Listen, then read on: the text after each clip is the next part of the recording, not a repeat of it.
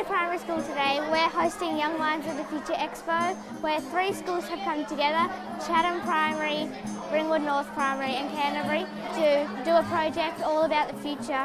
We each have to research a problem and then create something to solve it. Seeing all these amazing inventions everywhere is awesome. The community's really been great. We've had over 50 people come to our store so far.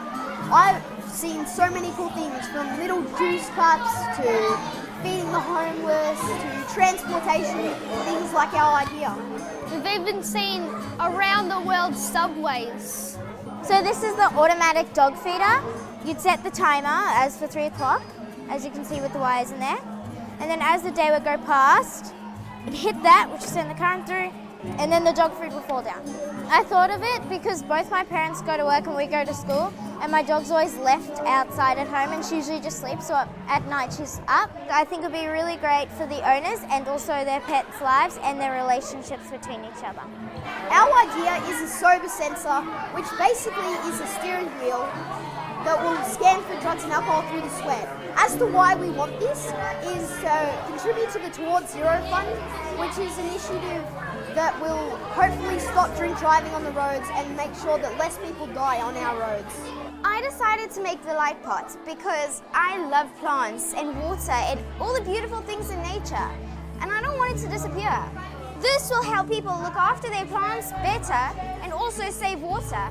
It shows when your plant is not watered because there's no energy in the dirt, so the light won't go on. But when it's wet, the light will go on to show this plant is watered, you don't need to water it anymore.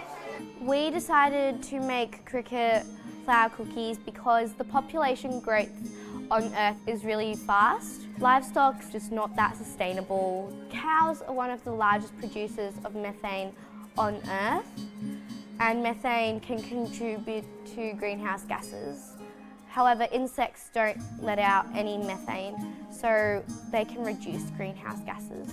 So when we found out that in the United States alone there were 4,000 drownings between 2005 and 2014, we thought we had to do something.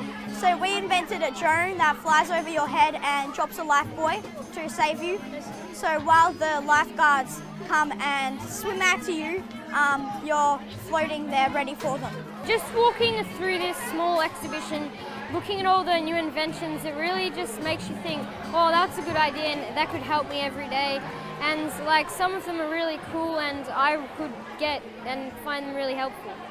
Events like Young Minds of the Future is important because it's a chance to work with other people from other schools and hear other people's ideas.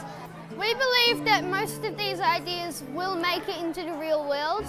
If not, they will be considered and people will know about them. It shows kids creativity and it lets people have their own point of view. In Young Minds of the Future, we didn't really have a standard. We didn't have to make a certain thing.